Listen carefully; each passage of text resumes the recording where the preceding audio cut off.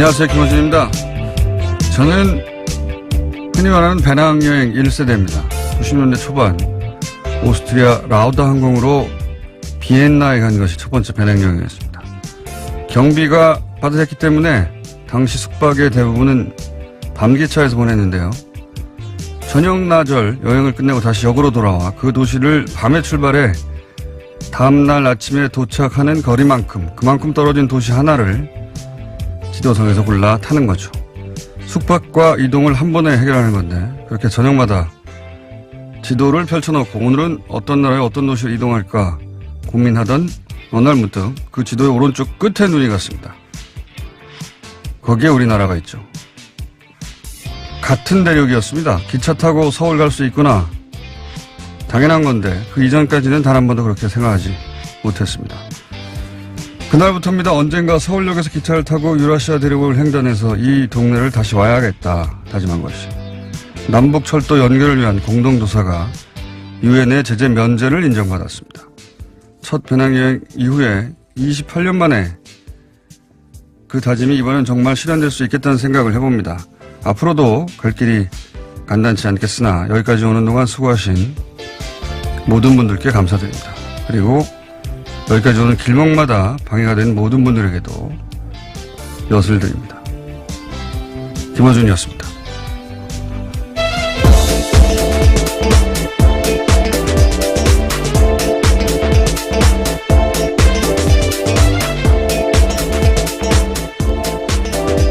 시사인의 김은지입니다. 네.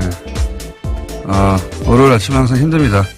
네, 월요일은 그럴 수밖에 없는데요. 뭐 그래도 네. 이제 첫 주 시작이니까 힘내십시오. 주말에는 제가 몰아서 영화도 보기도 하고 기타 등등 하다 보니까 거꾸로 주말에 밸런스가 무너져요.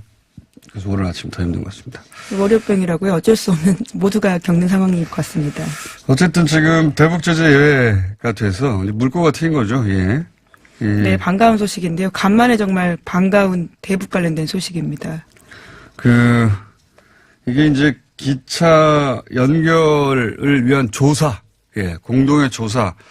그러니까 지금 기차 타고, 북한 지역의 모든 그 철도가 다니는 길을 남쪽, 북쪽, 철도, 기차 전문가들이 같이 타고 돌아다닌다는 거예요. 예. 네, 경의선과 동해선 두 개를 지금 조사를 하겠다라고 하는 건데요. 이제 예. 그게 정말 연결이 되면 말씀처럼 유라시아를 갈 수 있는 상황까지도 되는 거죠. 그러니까요. 예. 배낭여행 해봤어요, 혹시? 네, 뭐 그런데 그런 유럽까지는 가지 못하고요. 아시아 지역을 주로 돌았습니다. 요즘은 그렇게 배낭여행 안 하는 것 같은데 네. 그때는 사실 밤기차 많이 탔거든요. 그래서 국경을 밤마다 통과하는 거예요. 예. 그러니까 한 도시 한 나라에 갔는데 지금은 이제 뭐 예를 들어서 프랑스에 가면 프랑스 안을 돌아볼 거 아닙니까? 그때는 이제 기차 패스가 있었고 기차 패스는 한 번에 지불하고 계속 무한대로 타는 거니까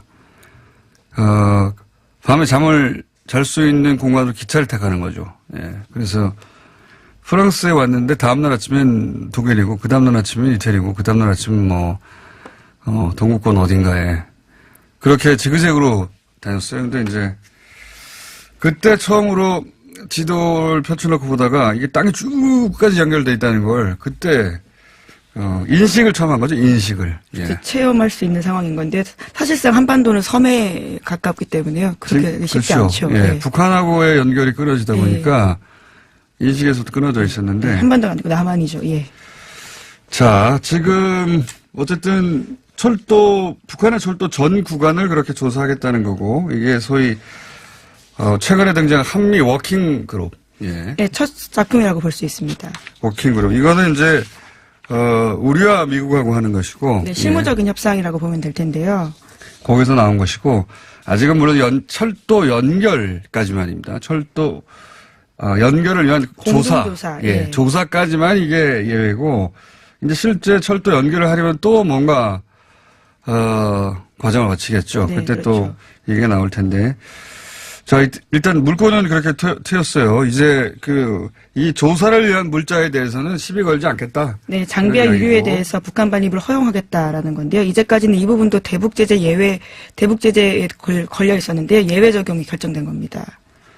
자, 그리고 착공식까지만 안내하면 저는 그 착공식 계기로 김정은 위원장 연내 서울 답방 가능할 수 있겠다 싶고, 만약에 서울 답방이 연내 이루어지면 내년 초에 이제 2차 북미 정상회담 있죠. 그리고 그 다음에 아마 교황의 북한 방문 정도가 되겠죠. 그리고 내년 일정은 생각해보면 이제 2020년에, 미국 대선이 있습니다. 2020년 11월에 있거든요. 미국 대선이. 2020년 11월 미국 대선, 그때를 기점으로 역산해서 아마도 큰 일정들이 정해질 거라고 예상할 수 있는데, 2020년 2월 달에 시작해서 6월까지 대략 프라이머리, 코커스 이런 거 많이 들어보셨을 텐데, 대의원을 뽑죠. 그리고 나서. 네, 지역마다. 예, 미국 전역을 돕니다. 그러니까 한 4, 5개월 하는 거예요. 엄청나게 길게 합니다. 미국 대선은. 그러니까 2020년은 완전 미국 대선판인데, 미국에서는. 그리고 이제 7, 8월에 후보를 각각 민주당, 공화당 확정하고, 그리고 11월에 선거를 통상하는데, 이렇게 2020년 전체가 다 대선 일정이에요, 미국은. 그러니까, 중요한 때를 따져보면 2020년 2월, 그리고 대선 후보 확정되는 8월, 그리고 선거 직전인 10월, 뭐 이렇게 되겠죠. 예. 그 기점을 중심으로 해서 역산해서 중요한 일정들, 최후의 일정들이 그때 정해지지 않겠나. 네, 현재로서 트럼프 대통령의 가장 최대 성과라고 할 수 있는 것들이 북미 관계이기 때문에 더욱더 집중하지 않겠냐라는 예상이 나오곤 있습니다. 우리도 2020년 4월이 21대 총선이기 예. 때문에 미국 이 총선 결과에 따라서 또 이제 북미 관계나 남북 관계가 국회를 통해 촉진될 수도 있고, 예, 브레이크가 걸릴 수도 있겠죠. 그러니까 여러모로 2020년이 아마 1950년 이후로 한반도에서 가장 극적인 해가 되지 않겠나, 그런 생각을 철도 연결한다는 조사 관련 제재 해제 소식을 듣고 해봅니다. 자, 다음 뉴스는요. 네, 양승태 대법원 시절 블랙리스트에 대한 새로운 내용이 또 나왔는데요. 당시 양승태 대법원의 비판적인 판사를 소위 정신 이상자로 분류해서 불이익을 줬다라고요. JTBC와 KBS가 보도했습니다. 그러니까 내부 문건에 이런 내용이 있다라고 하는데, 정신과 치료를 받고 있다, 우울증 약물을 복용한다 와 같은 내용입니다. 서울중앙지법 김모 판사를 정신적 문제가 있는 것처럼 평가해 놓은 건데요. 그러나 김 판사는 실제로 정신과 치료를 받은 적은 없었다라고 합니다. 그러니까 양승태 대법원은 이처럼 판사 블랙리스트를 최소한 4가지 종류로 만들어서 따로 관리했다라고 합니다. 그러니까 아무런 정신적 문제가 없는 판사를 비판을 했다고 해서 대법원을 정신 이상자로 분류해서 그다음에 임용해서 탈락시킨다는 거죠, 이게. 예, 그런 식의 내용들이 내부적으로 계획이 쓰여 있었다라고 하는데요. 재임용 시기가 2019년이다라고 하면서 이 문건을 만든 때가 2015년이었는데 그런 내용까지 쓰여 있었다라고 합니다. 통상 판사는 10년마다 재임용 심사를 받는데요. 이 내용을 2015년에 벌써부터 적어놨다라고 하는 거죠. 황당하네요. 황당한데 약간 결이 다른 얘기이긴 하지만 판사라고 해서 정신적으로 완벽합니까? 당연히 우울증이 있을 수 있어요. 그럼 치료를 받아야 돼요. 치료를 안 받아서 임용 퇴출, 이거 가능해요.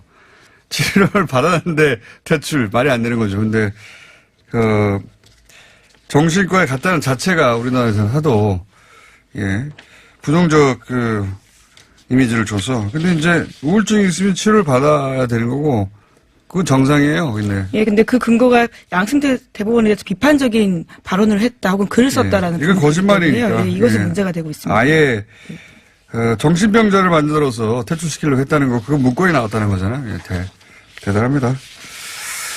자, 그런 보고서가 한 종류가 아니라 여러 종류가 있었다는 거죠. 또. 네, 뿐만 아니라 법관 인사관리 시스템, 인권법 연구에 관련된 부정평가 문건도 있고요. 정기인사법관 참고사항이라고 해서 이렇게만 쭉 하면 거의 30명 가까이가 블랙리스트에 이름을 올렸다라고 합니다. 판사들은 알고 있었나 모르겠어요. 예. 네, 그러면서 자기들이 이런 식으로 체크돼서 퇴출될 리스트가 만들어졌다는 걸 알고 있나 모르겠어요. 네, 의심만 하고 있던 상황이었던 것 같긴 한데 실제로 봤을 때는 그 충격이 훨씬 더 클 것 같습니다. 특히 내용들을 보면요. 재산과 가족관계, 평판 등에 쓰여있는 개인 인사 파일도 있다라고 하는데 임종원 전 차장은 이런 것들을 빌미로 각급 법원장에게 전화해서 문제 판사들에게 요직 주지 말라고 했다라고 합니다.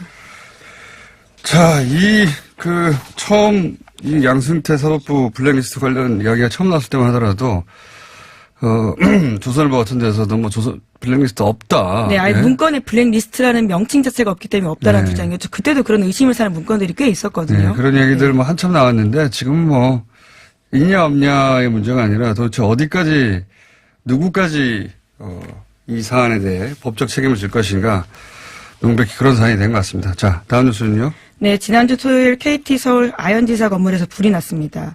이 일로 통신 케이블이 타서 서울 서북부 지역은 주말 내내 통신 대란을 겪었는데요. 완전히 복구되는 데까지는 일주일이 더 든다라고 합니다. 불이 왜 났을까요? 사실 이런 통신시설은 보안이 상당한 편인데 아직 뭐 화재 원인은 우리무 중이라고 하는데 저는 모든 화재 모든 사고가 그렇긴 합니다만 원인이 궁금하거든요, 우선. 예. 네, 그래서 오늘 오전에 국립과학수사연구원이 경찰과 함께 감식을 하겠다라고 하는데 아직까지 정확한 원인이 나오지 않았습니다.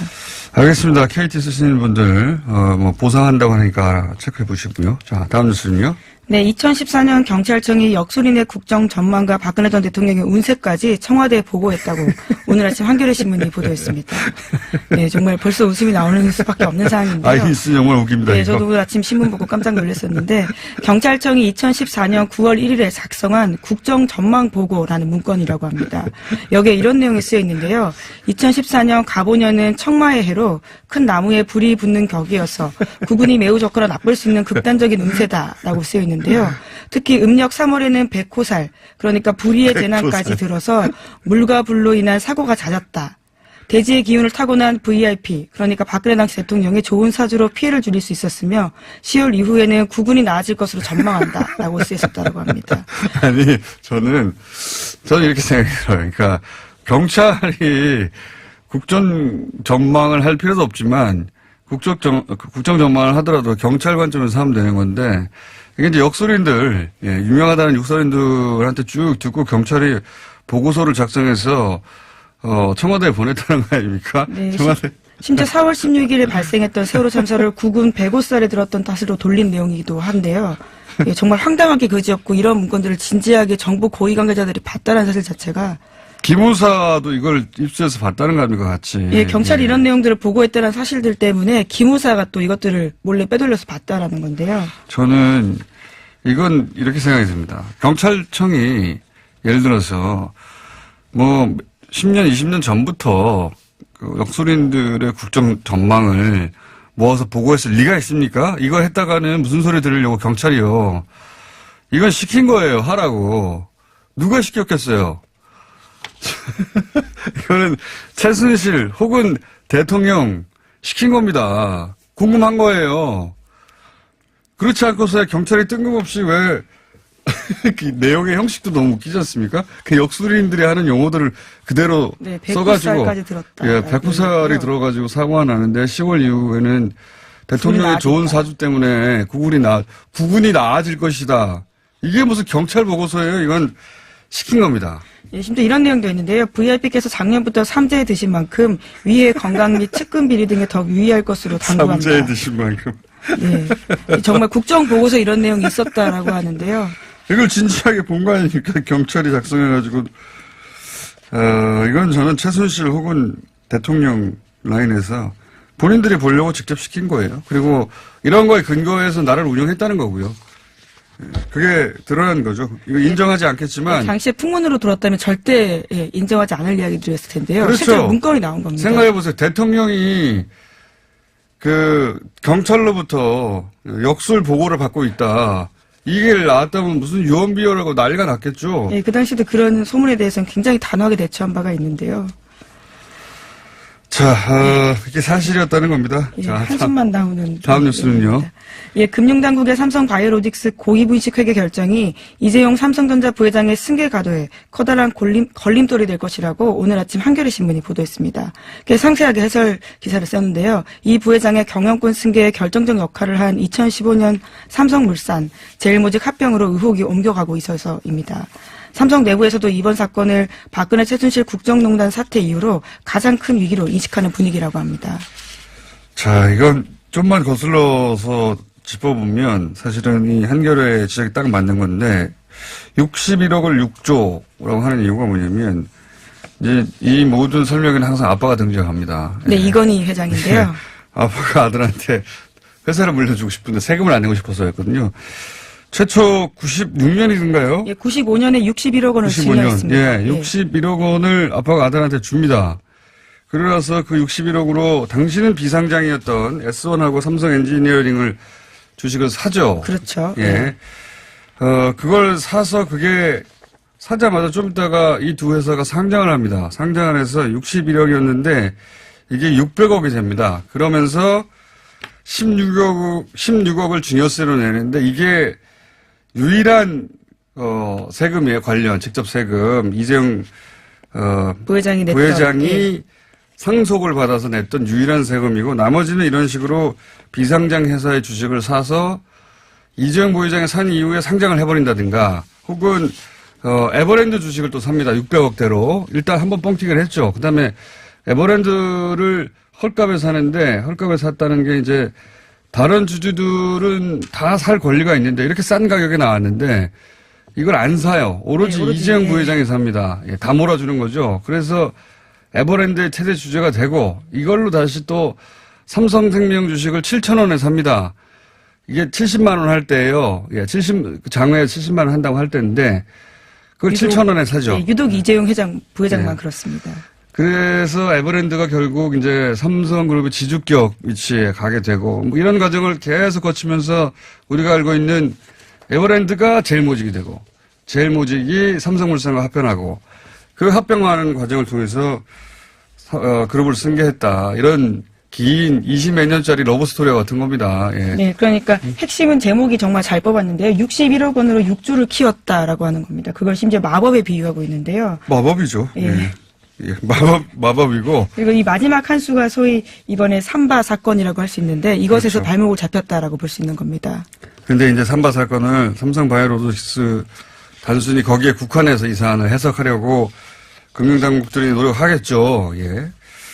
자, 전체 사건은 이렇고, 아버지가 아들한테. 예, 사실 승계 과정이다라고 할 수 그렇죠. 있는 건데요. 승계 그냥 계속 얘기하지만 본인이 세금 내고 했으면 아무 문제 없어요. 어떻게든 세금을 안 내고 이 과정을 거치면서 여러 가지 불법을 20몇 년 동안 저질렀던 것이고, 마지막에 삼성바이오가 딱 걸린 겁니다.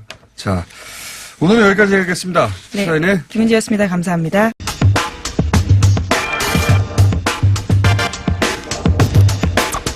방종호 TV조선 대표이사 전무가 사퇴하도록 만든 사건이죠. 예. 10살 아이의 폭언 운전기사를 상대로 한 이 사건을 처음 보도한 MBC 장희수 기자 모셨습니다. 안녕하십니까. 네, MBC 인권사회팀 장희수 기자입니다. 반갑습니다. 예. 직접 제보를 받으신 거죠? 네, 그렇습니다. 그 기사분이 왜 하고 받은 뉴스공장도 있는데 MBC를 딱 골라서 제보를 했을까요? 지금 MBC랑 조선일보랑 사이가 안 좋잖아요. 사이는 최근에 TD수첩 장재현 사건 보도 그렇죠. 때문에 좋죠. 지금 예. 소송 중이잖아요. 그걸 도 사연이 안 좋은 걸로 안 좋았었는데. 잘 모르세요. 뉴스공장 이런 걸 잘 모르세요. 이분이 60에 가까이 되신 분이다 보니까 예, 아무래도 그냥 MBC, KBS 분들도 뉴스공장 많이 했습니다. 이분은 좀 잘 모르시는 것 같아요. 예. 안타깝네요. 예. 자, 어쨌든 뉴스공장 나간다고 했는데 그게 뭐냐고 물으시죠. 딱 찍어서 MBC를 선택해서 제보를 하셨어요. 그리고 네. 저도 이제 내용을 들어봤고 예, 내용이 이제 못 들으신 분들은 굳이 찾아서 들을 필요 없습니다. 근데 들으신 분들은 아시겠지만 깜짝 놀라게 됩니다. 누구나. 예, 네, 어떻게 그렇죠. 이럴 수가 있을까. 그냥 뭐 어린아이가 욕설을 했다 그런 수준이 아니라 깜짝 놀라게 되는데 근데 이제 제가 지난 금요일에도 오프닝 때 잠깐 얘기했습니다만 10살이라는 아이 때문에 여기서 조선일보인 것과 무관하게 MBC 내부에서도 야 이거 여기까지 해야 되는 거냐 말아야 되는 거냐 목소리 가지고 얘기 많았지 않습니까? 예, 그랬을 것 같아서 제가 모셨는데 치열한 토론이 있었고요. 예. 사실 처음에 제보 받았을 때부터 이게 사실이라 하더라도 이게 방송이 가능한 거냐 도대체 그렇죠. 라는 의문을 처음부터 갖고 시작했고요. 야 이거 잘 걸렸다. 방송 한번 해보자. 이렇게 시작한 게 아니라 일단 확인은 해보자. 제보가 들어왔으니까 사실인지 아닌지 이게 방송 여부는 차치하고 일단 취재 자체를 그렇게 시작을 했고 취재를 하는 와중에 이제 아이의 욕설만 있었으면 저희가 방송을 안 했을 거예요. 저도 예, 욕설만으로는 예, 말 예. 아이들 왜냐면- 저도 그날 욕설을 했었던 것 같아요. 되돌아보면. 물론 욕설의 뭐 문제가 이제- 아닌 것 같고. 예, 수준이 좀 심하긴 한데, 근데 이제 이 사건을 다루는 그 부모들의 방식, 아, 방종호 이주연 씨가 이 사건을 다루는 방식, 그리고 MBC 취재가 들어갔을 때 거기에 대응하는 방식, 이것들은 분명히 문제가 있구나, 아이만의 문제가 아니구나라는 것과 그 뒤에 뭐 사실은 직접적인 연관은 없습니다만 그 운전기사가 운전했던 차량 그리고 운전기사가 받은 봉급 이것이 조선일보에서 제공된 것 이거는 분명히 사회적으로 문제가 있는 것이 아니냐. 그래서 이제 이 부분을 살려서 방송을 할 것이냐. 그러려면 이 아저씨가 이 운전기사가 해고당한 이유 바로 그 10살 소녀의 갑질이 나와야 되는데 도대체 그러면 그렇죠. 이걸 보도를 어디까지 어느 수준으로 해야 되는 것이냐를 놓고 굉장히 치열한 논쟁이 있었고요. 이거를 그렇군요. 빼느냐, 넣느냐, 뭐 음성 대역을 쓰느냐, 뭐 조선일보를 밝히느냐 마느냐, 뭐 다양한 논란이 있었는데 저희는 최대한 10살 소녀 그 아이에게 초점을 맞추지 않고 한번 좀 방송을 해보자. 그래서 보시면 알겠지만 저희 이게 한 녹음판이 합니다. 맞습니다. 30분 정도 되는 30분이 넘는데 저희 딱 20초도 안 됩니다. 저희가 쓴 그게 그래서 가급적 좀 10살 아이에 초점을 맞추지 말고 어떻게 좀 이걸 좀 알려보자. 이렇게 해서 그렇게 방송을 하게 됐습니다. 알겠습니다. 제가 그 질문을 드린 이유가 뭐냐면 이제 분명히 이제 공적 문제고 사회적으로 지탱받아야 될 내용인데 여기에 꼭 10살 아이의 목소리가 들어왔어야 될까? 혹은 그럼 11살은 괜찮아? 혹은 9살은 안 돼부터 시작해서 그런 고민이 한 번쯤 있어야 될 것 같고 그 고민을 먼저 하셨을 것 같아가지고 그런 얘기가 있었어요. 그래서 이게 제 선배 기자는 야, 중학생만 됐어도 내가 별 고민 없이 방송하자고 했을 텐데 이렇게 말하는 기자도 있었고요. 또 모 선배 기자는 고등학생만 됐었어도 그러니까요. 내가 이거를 그냥 방송하자고 했을 텐데 고민이다라고 그러니까요. 하는 기자도 있었고 또 어떤 기자들은 야, 이게 10살이니까 기사가 되는 거지. 거꾸로. 거꾸로. 이게 어린 나이에부터 이런 전적으로 부모의 의식이 책임이다. 어린 나이에서부터 이런 의식이 시작된다. 그리고 이걸 부모가 방치하거나 바로잡으려고 노력하지 않는다. 이게 문제이기 때문에 어린 나이니까 오히려 더 기사가 된다라고 하는 기자도 있었고요. 근데 이게 참 그렇죠. 어려운 문제입니다. 어려운 어떤 게 문제죠. 맞는지는. 저는 그래서 그런 어떤 윤리적 선을 어디서 그어야 되느냐 고민을 먼저 하셨을 것 같아서 한번 들어보고 싶었던 거고 문제가 되죠. 자, 그런데 결국 그 핵심은 뭐 배임했다는 거 아닙니까? 또 하나, 그쵸.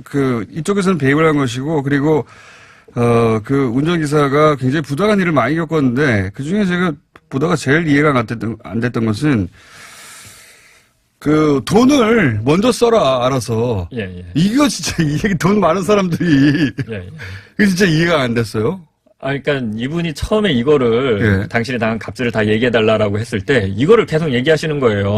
이렇게 돈을 내가 먼저 보내고 나중에 주는데 난 이게 이것 때문에 고통스럽다고 하는데 제가 이해를 못했어요. 처음에는 귀찮을 수는 있으나 이게 왜 고통이 되고 갑질이 되냐. 그렇죠. 계좌이체 신분한 거 아니냐. 뭐 이렇게 처음에 읽혔는데 그게 아니었어.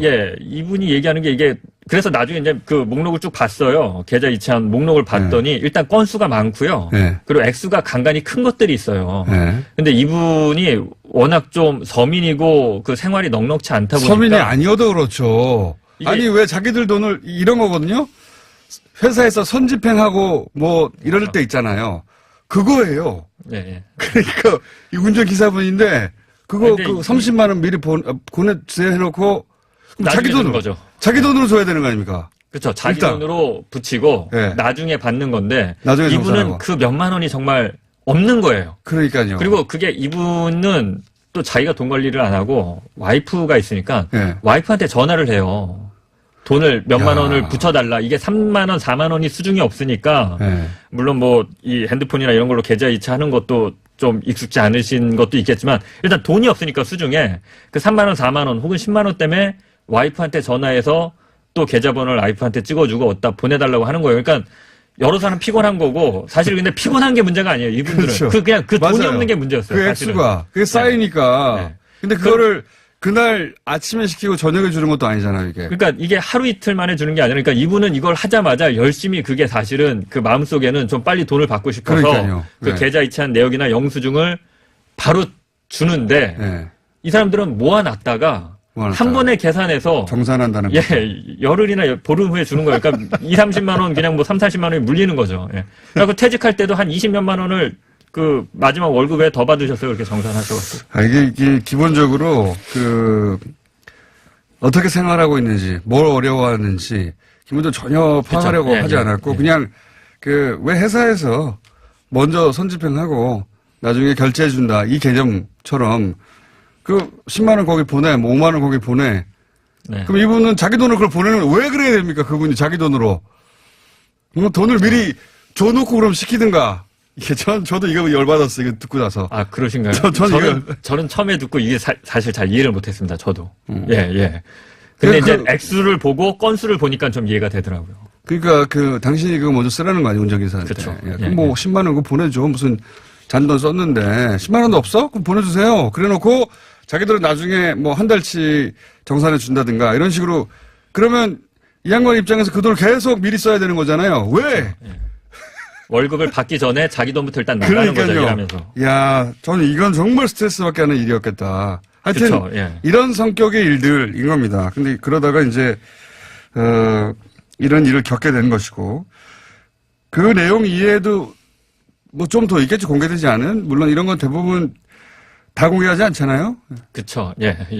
뭐 여기서 얘기하기 어려운, 뭐 갑질이라고 해야 되는지는 모르겠는데, 아무튼 이분이 거기서 보고 이렇게 한 것들이 많이 있는데, 예. 아, 조선일보가, 딱히 MBC를 시비 걸지 않고 재빨리 수습하려고 했던 이유가, 그런 건가 보죠? 일단, 그렇죠. 그런 게 있죠. 일단 이 운전기사가 뭘 녹음했고, 뭘 가지고 나왔는지를 모르잖아요. 일단 그게 하나 있고요. 보시면 알겠지만 이 녹음 파일, 지금 미디어 오늘이 공개한 것도 거의 세 발의 피 수준이거든요. 전체 녹음 파일은 30분인데 30분이 거의 다 그런 내용이에요. 폭언의 내용이에요. 그러니까 이게 뭐 계속 이슈가 끌어서 이게 점점 더 공개되는 것도 원치 않을 테고 또 하나 네, 배임 횡령 문제죠. 이거는 뭐 본인들도 인정했다시피 배임 횡령이 맞죠. 뭐 저희 용어로 딱 걸린 거거든요. 뭐 어쩔 수가 없는 겁니다. 이게 만약에 수사가 시작되면 과연 그것만 있을까?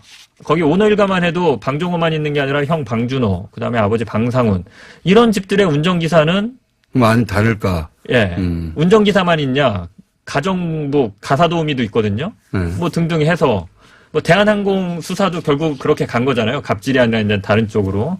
그러니까 아마 그런 것들을 생각하지 않나 싶습니다. 예. 이게 초반에는 MBC가 보도하고 나서 포털에서 검색이 안 됐다면서요? 예, 뭐 검색도 안 되고요.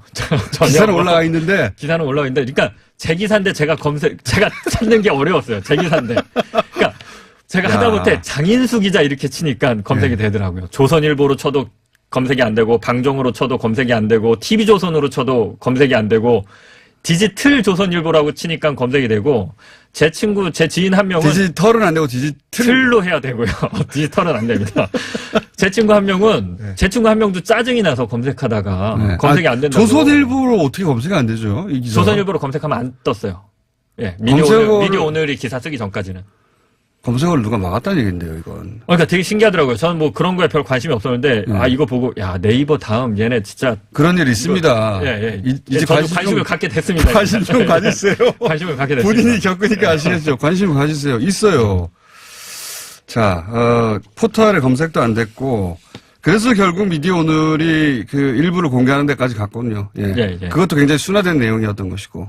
그쵸. 이게 앞뒤 맥락을 들어보면, 이게 어떻게 말로 설명해 드릴 수가 없는데, 이 아이가 굉장히 논리적이고 머리가 좋아요. 그래서 어떻게 해야 좀 사람을 괴롭힐 수 있을지 아는데, 그 앞뒤 내용을 들어보면 사실은 더 잔인한 얘기거든요. 맞습니다. 굉장히 저도 이제 텍스트로는 봤는데, 굉장히 잔인하더라고요. 음성으로 들으면 더 하고요. 그럴 것 같아요. 네. 여기 처음에 취재 들어갔을 때 그 부모의 첫 반응은 뭐였습니까? 그러니까, 이주연 씨랑 이제 맞닥뜨린 게 처음인데, 네. 이주연 씨가 다 정리했다. 정리됐다? 네, 다 정리했고, 뭐, 별거 더 없다. 예. 근데 부모 엄마죠. 예, 엄마. 근데 제가 이제 황당했던 거는 이분이 그 두 번째 질문에서 대답을 안 하고 이렇게 얘기해요. 어이가 없어서. 어이가 없어서. 예. 이게 이제 그 영화, 뭐죠? 베테랑인가요? 뭐, 거기 유아인 딱 그 대사잖아요. 상황도 비슷하잖아요. 거기 트럭 운전기사가 돈도 못 받고 해고단 다음에 억울해서 이제 본사 찾아가서 항의하는데 불러서 어이가 없다는 말의 뜻을 아냐 이러면서 얘기하는 거잖아요. 근데 딱 진짜 그런 반응이었어요. 그 불쾌감, 당혹감, 뭐 이런 걸 갖고 나한테 와서 지금 강의를 하고 지금 MBC가 와서 카메라를 들이대고 이게 말이 돼? 뭐 이런 반응. 그리고 실제로 아빠한테 전화를 해서 얘기를 해요. 아빠 MBC가 나 찍고 있어. 이거 이래도 되는 거야? 이렇게. 제 질문에 대답을 안 하고. 이르는 거군요. 예, 예. 아버지가 이제 거기가 수원대였는데 아버지가 전 수원대 총장이죠. 예, 본인은 아버지가 수원대 갖고 있으니까 수원대에서 강의하는 상황이었고요. 참 그런 상황 하나하나가 전체적으로 꼭 보도해야 되겠구나.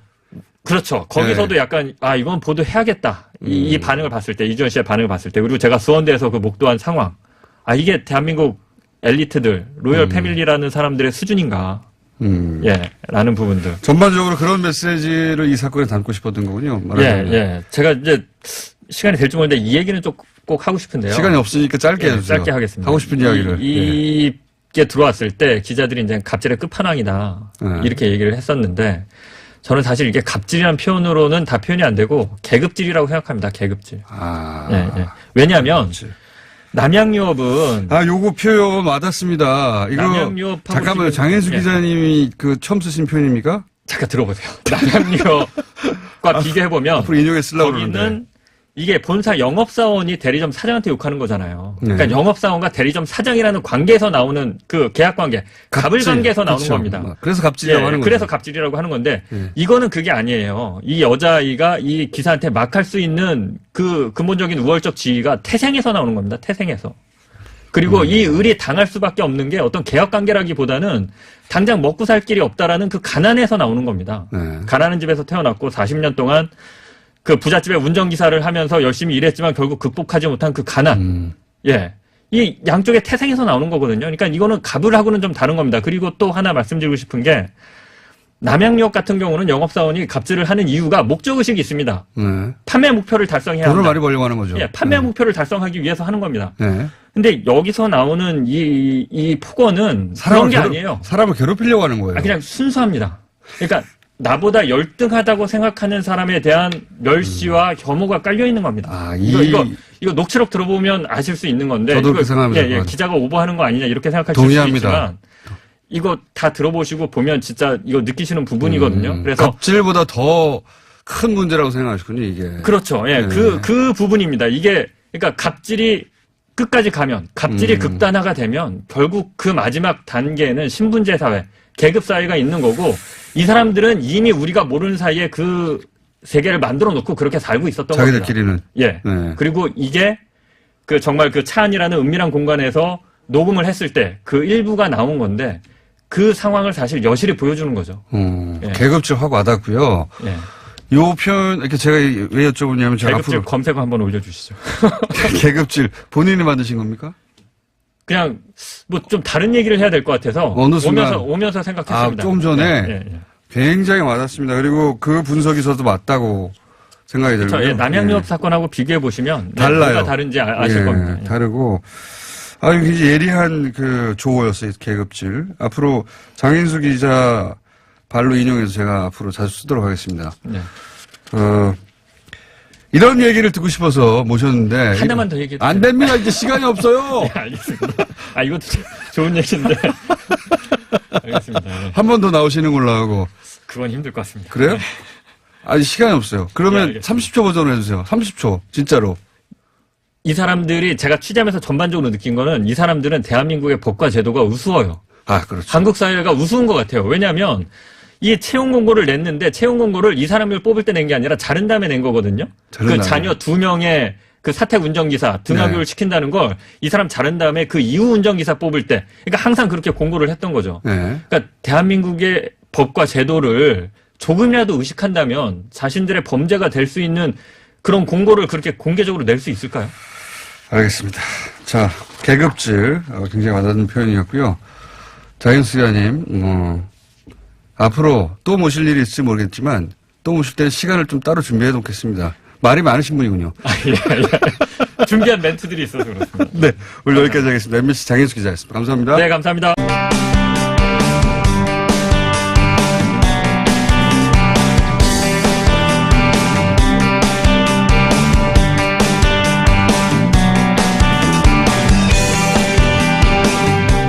원래 이 시간이 더 긴 시간이었고 앞 시간이 짧은 시간이었는데 역전됐습니다. 네. 덩치 박시영 뮤직코리아 부대표 배종찬 리서치 앤 리서치 본부장 나오셨습니다. 안녕하십니까? 반갑습니다. 예. 반갑습니다.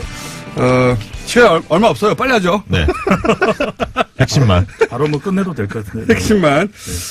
지지율에 대한 전망 어떻습니까? 대통령 지지율 전반적으로. 집권 2년차 역대 대통령 최고치가 46%였습니다. 네. 김대중 대통령이었는데 집권 2년차 3, 4분기를 말하는 건데 네. 되게 3, 4분기 때 많이 빠집니다.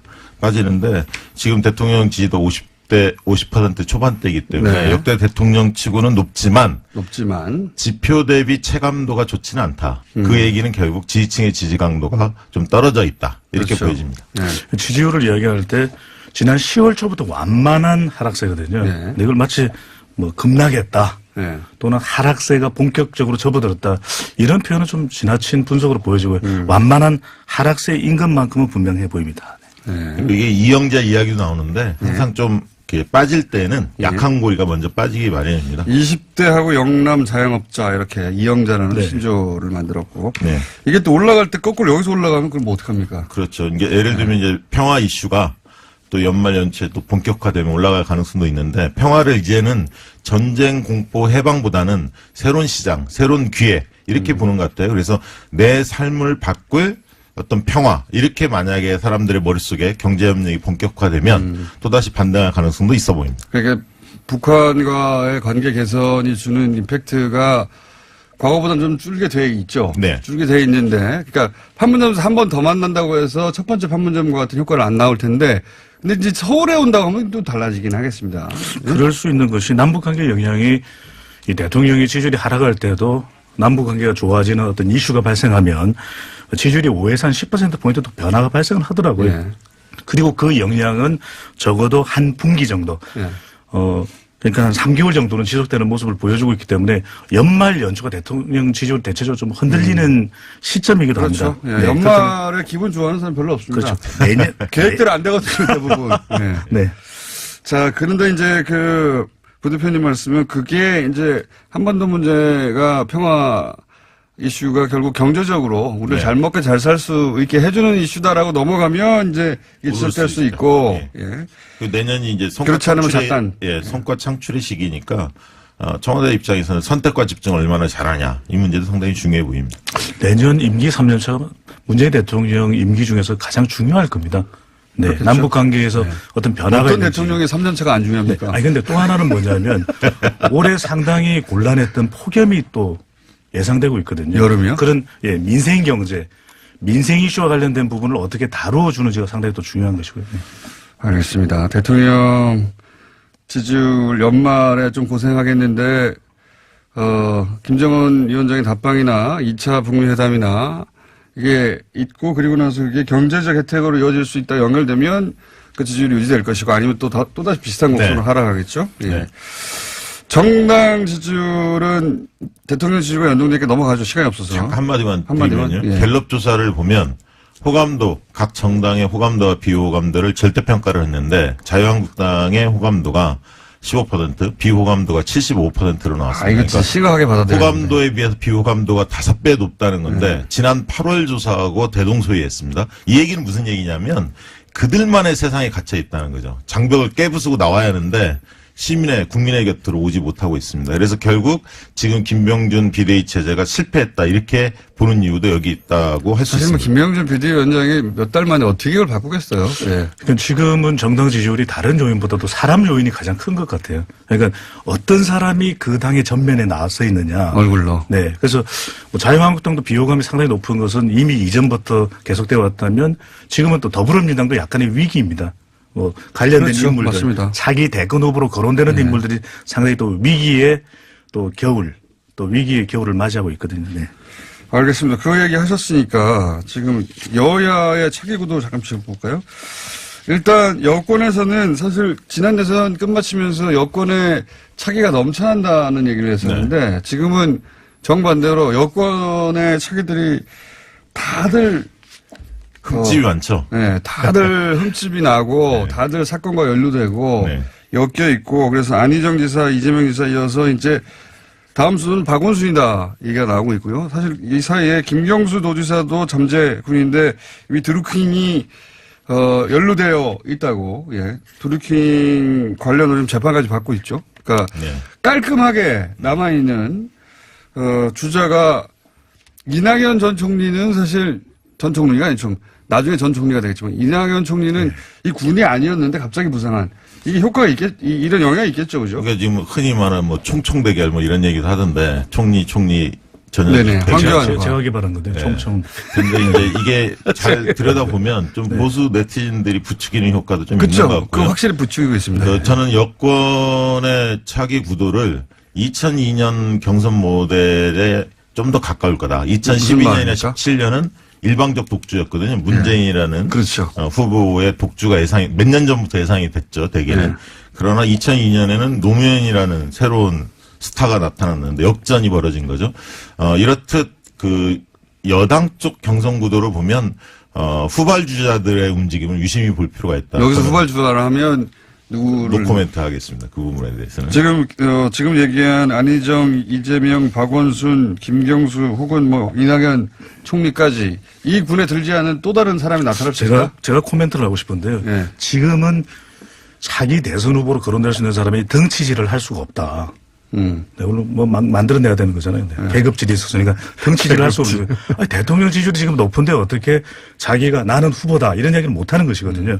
그러니까 이낙연 총리의 경우에도 대통령의 후광이 있고 또 총리 인지도가 높은 점도 있고 또 안정감을 주기 때문에 지금 본인도 총리 부상을 한 역할을 거지. 잘하고 있어요. 실제. 그러니까요. 예. 그런데 본격적으로 이제 차기 대선 후보가 부상할 수 있는 것은 대통령 지지율이 내려가는 임기 후반이거든요.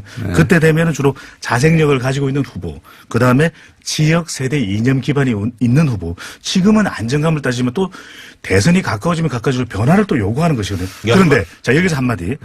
예, 그렇다면은 지방선거에서 당선된 단체장들도 주목할 일이지만 2020년 총선이 있거든요. 이때 또 새로운 인물이 등장합니다. 그래서 저는 총선 무렵이 박시영 부대표가 말씀하신 그 노 코멘트 인물이 등장할 수 있는 기회가 된다는 거죠. 누가 있긴 있어요? 두 분이 합의본? 100m 미인보다는 네. 컨텐츠를 갖춘 후보가 급부상할 가능성도 있다. 급부상이요? 네. 그러니까 지금까지 부상 안 했다는 얘기고. 아니, 약간씩 거론이 되겠지만 이제 좀 지켜봐야죠. 뭐. 저는 뭐 서서히 부상한다고 봅니다. 급부상보다. 그러니까 합의된 두 분이 합의된 분이 있어요? 없습니다. 우리는 뭐 합의 방송을 하지만 합의된 인물은 없습니다. 네. 어쨌든 전혀 새로운 인물 혹은 뭐 새롭진 않더라도 거기까지는 안 가겠지 하는 인물이 부상할 수 있다. 그럴 수도 있다고. 역대 대선을 보면 그랬던 경우도 있으니까요. 저는 완전한 새로운 인물이기보다는 그동안 주목받지 못했던 인물이 본격 주목받는 크게 주목받지 가능성이 못했던. 있다. 네. 그렇죠. 네. 크게. 네. 그러니까 생각해보면 지난 대선도 김무성 전 대표가 한동안 1위였어요. 그럼요. 예. 한 3년 전까지는 1위였죠. 거의. 계속 1위였다가 지금은 이제 사라지셨는데 지금은 후보들이 덩치질을 할 때가 아니다. 네. 자명 중이기 때문에 자명입니다. 네. 지금 수치 가지고 이야기할 게 아니다. 네. 예. 야권은요. 황교안 총리는 황교안 총리. 예. 우한 백조를 꿈꾸는 것 같은데 백조. 이미 때가 묻었다. 그러니까 이미 때가 묻었는데 아직은- 안 문드리려고 자꾸 이렇게 하는데 오히려 지금은 정치력을 쌓을 때인데 좀 다자대결이기 때문에 그걸 염두에 두는 것 같아요. 그러니까 그 시간이 별로 양자 없어요. 대결에서 과반을 얻기는 때는 힘든 밀면 부분이잖아요. 되죠. 때는 밀면 되죠. 네. 때가 많이 쌓여서 때밀이 많습니다. 네. 자, 그러면 홍준표 대표는요. 뭐 홍카콜라 현상인데 그러니까 지금 대체 인물이 없다라는 것이죠. 주목도는 엄청나게 높거든요. 그러니까 전통적 보수를 중심으로 해서는 지지를 받고 있는 인물이기 박시영, 때문에 배정찬 네. 덩치 매치였습니다.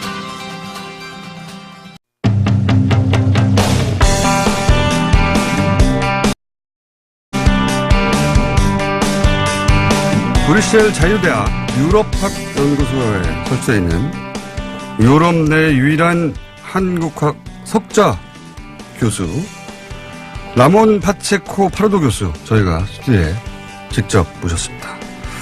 안녕하세요. 예, thank you, I'm good. 초대해줘서 감사드립니다.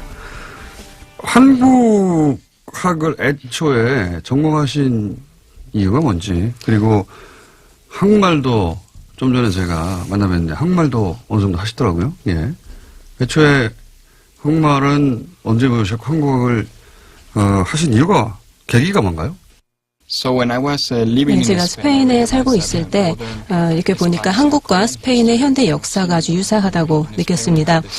스페인에서도 역시 내전이 있었고 또 한국도 6.25 전쟁이 있었고요.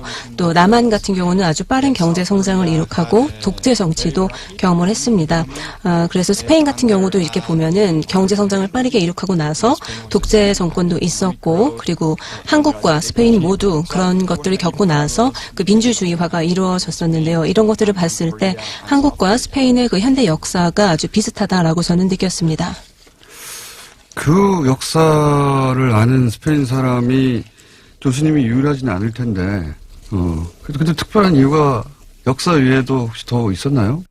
on top of this, 네, 또 when I was 사실은 an 제가 대학생 때 제가 다니던 대학이 이 한국과 교환학생 프로그램이 있었습니다. 그래서 한국 외국어 대학교로 교환학생으로 이제 한국에 와서 1년 정도 제가 거주를 하면서 한국의 언어와 문화, 역사, 또 현대 정치, 경제 다양한 부분을 배울 수가 있었고 또 당시 저희 교수님들이 굉장히 좋은 교수님들이 많았기 때문에 제가 좀 더 이 한국의 어떤 현대적인 부분에 매료될 수 있던 그런 계기가 있었던 것 같습니다.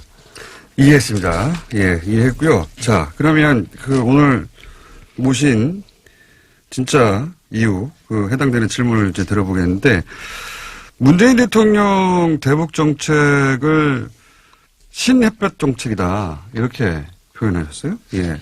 왜 이렇게 표현하신 건지? I think it is a new 네, 제가 version. 이것을 새로운 햇볕 정책이다라고 부르는 이유는 김대중 노무현 대통령 때랑 원칙은 기본적으로 우리가 북한과 관여해야 된다. 또 어떤 평화와 화해를 이룩하기 위해서는 북한과 계속 이런 대화가 필요하다라는 원칙은 똑같지만 이번 문재인 대통령의 이 대북 정책을 보면은 좀 더 지속적인 그런 정책을 펴고 있다는 점에서 좀 차이가 나는 것 같고 또한 많은 이 한국 사회의 많은 사람들이 이 정책을 좀 더 지지하고 또 어떤 일부가 될 수 있도록 이렇게 아우른다는 점에서 좀 다르기 때문에 그래서 새로운 햇볕 정책이다라고 부르고 있습니다. 더 포용적이다. 또 좀 더 지속 가능하다. 이제 그런 면에서 좀 다르기 때문에 그래서 새로운 정책이라고 부르는 거고요. 그러다 보니까 아무래도 이 북한뿐만이 아니라 남한에게도 돌아올 어떤 경제적인 혜택에 대해서도 굉장히 강조를 많이 하시는 편입니다. 또 남한에도 경제적인 혜택이 돌아올 수 있다라는 점에서 조금 차별점을 이제 갖기 때문에 이 모든 한 나라가 다 여기에 이렇게 지지할 수 있는 그런 것들을 끌어내는 정책이라서 새로운 햇볕 정책이다라고 부르는 것입니다. 제가 이제 교수님을 모신 이유 중에 하나가 새로운 햇볕 정책이라고 하는 관점, 이게 신선하기도 했지만 또 하나는 뭐냐면, 북한 관련해서는 주로 이제 미국 전문가들 견해를 참조하거나 듣고 있는데, 근데 이제 유럽 전문가들이 적고 우선, 그리고 있다 하더라도 그 이해도가 굉장히 낮아 보인다. 한편은 이해도 가요. 너무 멀리 떨어져 있기 때문에. 우선 유럽의 이 북한 문제 전문가가 굉장히 적다는 점에 대해서는 동의하시는지, 이게 제가 맞는 겁니까? 예. I think it is true that in Europe. 네, 저희 유럽에 이제 북한 전문가가 많지 않다는 것은 사실입니다. 또 현재 사실 이 유럽에서는 북한의 문제보다는 이런 남한의 케이팝 이런 것들이 좀 더 어떤 한국과 관련된 좀 사람들이 많이 관심을 갖는 이슈라고 볼 수 있겠습니다. 또 그뿐만 아니라 유럽에서는 이제 어떤 국제적인 정치 문제에 이제 관심을 갖는 경우를 보면은 대부분 뭐 러시아라든지 중동과 관련이 돼 있고 아시아다 그러면은 대부분 중국에 관심을 갖지 북한에는 그렇게 많은 사람들이 관심을 갖지 않고 있습니다. 제가 이 질문을 드린 이유가 이제 남한 입장에서는 미국과 북한의 문제를 푸는 데 있어서 전 세계적 지지를 필요로 하는 게 있거든요. 전 세계적 여론. 그래서 문재인 대통령이 지난 유럽 순방 때 유럽 정상들에게 이 대북 제재가 완화되는 게 필요하다는 걸 어필하려고 했지만 이 사안에 대한 이해도 자체가 유럽에서는 굉장히 낮은 거 아니냐. 그런 인상을 받았거든요. 예. 유럽에는 북한 전문가도 없고, 이 북한 핵 문제에 대한 이해도도 굉장히 기본적인 수준에 머물고 있다. 라고 제가 인상을 받아서. 그게 맞는지 제가 여쭤보는 겁니다. 예. I think there are two 네, levels. 그러니까 두 가지 관점에서 볼 수 있을 것 같습니다. 먼저 그 리더들로 봤을 때 이 리더들조차도 어떤 북한에 대한 관심과 지식 또 한반도에 대한 관심과 지식이 좀 부족한 것은 사실인 것 같은데요. 그런데 EU 또 프랑스, 영국 또 그 외 다른 유럽 국가들의 어떤 정책 이반가들은 이런 문제를 사실 잘 이해하고 있고 또 지난 몇 달 동안 굉장히 극적인 변화가 있었다는 것도 다 알고 있습니다. 그래서 이와 관련해서 EU가 좀 더 많은 북한과 또 한반도와 더 많은 어떤 관여를 해야 된다. 이제 그렇게 하고 싶어하는 그런 상황인데 이번에 문재인 대통령의 순방 전에는 반드시 북한이 먼저 비핵화를 해야만 우리가 제재를 좀 완화해 줄 거다라는 어떤 강경한 그 기조가 있었는데 이 문재인 대통령의 유럽 순방 이후에 이게 좀 더 분위기가 누그러져서 뭐 예를 들자면은 프랑스의 마크롱 대통령도 만약에 북한이 비핵화 조치를 좀 더 취한다면 우리도 제재를 해제할 수 있다는 것을 한번 고려해 보겠다라는 식으로 좀 더 입장이 부드러워진 것도 사실입니다. 그런데 이 대한민국의 문재인 대통령 또 강경화 외교장관 이런 분들은 사실 유럽에서 굉장히 존중을 받고 또 이분들의 그런 정책이 상당한 공감대를 형성을 하고 있는 것도 사실인데 이런 한반도에 변화하는 그 상황에 대응하기 위해서 좀 천천히 움직이고 있다라고 말씀을 드릴 수 있을 것 같습니다. 그렇군요. 그러니까 그 문재인 대통령의 유럽 방문 자체가 그 성과가 전혀 없었던 거 아닌가 하는 게 국내 언론들의 평가였고 그 이유가 좀 전에 말씀드린 대로 거기 이해도가 굉장히 낮구나 멀어서 관심도가 없구나 싶었는데 그 방문이 영향을 준 것은 있긴 있군요. I would say so. In 네, September, 영향이 있었다고 저는 보고 있습니다. 9월만 해도 유럽 사람들은 이제 북한 문제가 이제 논의가 되면은 우리는 이러한 모델을 따라야 한다. 그러니까 반드시 먼저 비핵화를 완전하게 시행을 해야 되고 그래야만 우리가 제재를 좀 완화해 주겠다라는 아주 강경한 입장이었는데 이제는 사람들이 좀 더 누그러진 입장으로 이제 하는 얘기가 그럼 북한이 비핵화 조치를 조금 단계적으로도 취한다면은 우리도 좀 단계적으로 이런 북한에 대한 제재를 조금씩 완화해 주겠다. 그러니까 무조건 선 비핵화 후 제재 완화 이게 아니라 여기서 조금 누그러져서 어느 정도 북한이 조치를 취하면 우리도 조금 제재를 완화하겠다라는 그런 기조로 변했다는 건 사실 EU 입장에서는 굉장히 큰 변화라고 보고 있습니다. 공개적으로는 물론 아직도 유럽 사람들은요 그 CVID 완전하고 또 검증 가능하고 불가역적인 비핵화가 중요하다라고 공개 석상에서는 그렇게 얘기하지만 또 사적인 자리에서는 이제 하는 얘기가 물론 우리가 완전한 비핵화가 먼저 이루어지는 것이 좋긴 하겠지만 마냥 기다릴 수만은 또 없는 거 아니냐. 그러니까 우리가 좀 더 북한이 비핵화를 취할 수 있도록 인센티브를 우리도 좀 이렇게 제공을 해주면은 좀 더 이런 프로세스가 나아지지 않겠냐라는 거는 또 이제 사적인 자리에서 많이 하고 있습니다. 그렇군요. 이제 이런 북미 또 남북 간의 정상회담이 열리면서 사람들의 유럽 사람들의 그 인식이 지금은 많이 좀 누그러지고 변화됐기 때문에 그런 면에서는 이제 좀 성과가 좋게 있지 않았나라고 저는 보고 있습니다. 알겠습니다. 그 점은 다행이네요. 이제 국내 언론들은 워낙 이 성과에 대해서 그냥 없었다고 단정하는 보도가 많았고, 그리고 유럽 내에서 그렇다고 특별한 변화를 보여주는 뭐 기사가 막 나오는 것도 아니어서 실제 현재 전문가는 어떻게 느끼는지 사정을 아는 그 점을 확인해 보고 싶었는데 좀 큰 기조의 변화가 좀 생겼다는 점은 제가 이해했고요. 그렇기 때문에 이제 더더군다나 교수님 같은 분이 중요하다고 제가 생각을 했었거든요. 그러니까 전체적인 이해도가 낮은 가운데 한국학 석자 교수로 유일하고 한국 언어도 이해하고 한국 문화도 이해하고 하는 분들이 유럽의 정책 기반자들에게 영향을 줄 수도 있고 그래서 이제 교수님의 견해가 굉장히 중요하다라고 봐서 모신 건데, 그런데 이런 말씀 하셨어요. 이 한반도 평화가 EU, 유럽의 그 목표와도 부합한다. 이렇게 표현을 하셨거든요. 제가 모신 가장 중요한 이유 중에도 하나인데, 왜 이런 말씀을 하셨고, 이게 이제 유럽 사회에서 설득이 되면 정책 기반자 사이에, 우리한테도 도움이 되니까, 이 질문을 드리는 겁니다. 왜 이런 말씀을 하신 건지. I think there are two issues here. 네, 두 가지 이슈로 이제 이걸 나눠서 설명을 드릴 수 있을 것 같습니다. 우선 한국은, 대한민국은 이 EU의 전략적인 파트너입니다. 이걸 또 알고 보면 유럽 또 EU가 갖고 있는 전략적 파트너십을 맺은 국가는 전 세계에서 10개국밖에 되지 않기 때문에 이 유럽 입장에서 EU 입장에서는 이게 아주 중요한 부분입니다. 그렇기 때문에 저희는 이제 우리가 파트너십을 맺은 그 상대 국가가 이제 뭘 원하는지에 따라서 그에 이제 상응하는 그런 조치를 취하기 위해 노력을 하고 있습니다. 뭐 예를 들어서 지금까지 대한민국에서는 그 지난 두 행정부는 좀 대북 강경 기조를 취하는 그런 행정부가 이제 정권을 잡았던 시기였기 때문에 그래서 저희도 이제 대한민국의 정부의 기조와 맞춰서 대북의 강경 기조를 취했던 것입니다. 그런데 지금은 또 완전히 다른 그 행정부가 들어서면서 지금은 좀 더 이 북한과 관여를 기반으로 한 그런 대북 정책을 펴고 있기 때문에 만약 그런 것들이 이 대한민국의 대통령이 원하는 것이고 또 대한민국의 사람들이 또 시민들이 이런 것들을 지지한다면 저희 역시 이제 이런 기조에 부응해서 함께 가고자 하는 그런 의향이 있습니다.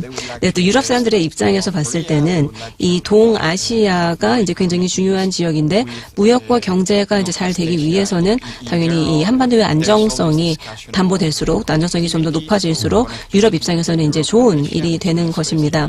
그래서 유럽의 많은 기업들이 실제로 지금 만약에 이제 북한이 개방이 되고 북한에 투자를 할 수 있게 된다면 실제로 북한에 이제 여러 가지 투자를 하고자 준비를 하고 있고 또 유럽과 아시아를 연결하고자 하는 그런 정책들이 많이 지금 일어나고 있습니다. 뭐 도로도 연결하고 철도도 연결하고 지금 현재 이제 공식적인 EU의 그 정책은 유럽과 아시아를 여러 방면에서 연결하자라는 그런 정책이 기조가 되고 있고 또 문재인 대통령 같은 경우도 지금 어떤 신동북아 구상 같은 것들을 하면서 이 대한민국과 유럽을 최대한 많이 잇기 위해서 연결하기 위해서 많은 노력을 기울이고 있습니다. 저희 EU 입장에서는 이게 좋은 것이고 그래서 저희는 계속해서 이제 지금 현재 정권이 펴고 있는 그런 대북 정책을 이제 같은 기조로 가겠다라는 말씀을 드린 것입니다. 아주 쉽게 이해가 됩니다. 그러니까 뭐 전략적 파트너니까 그 정부가 원하는 것에 지지를 보낸 것 그리고 평화가 돈이다는 구호가 한국에 있거든요. 예.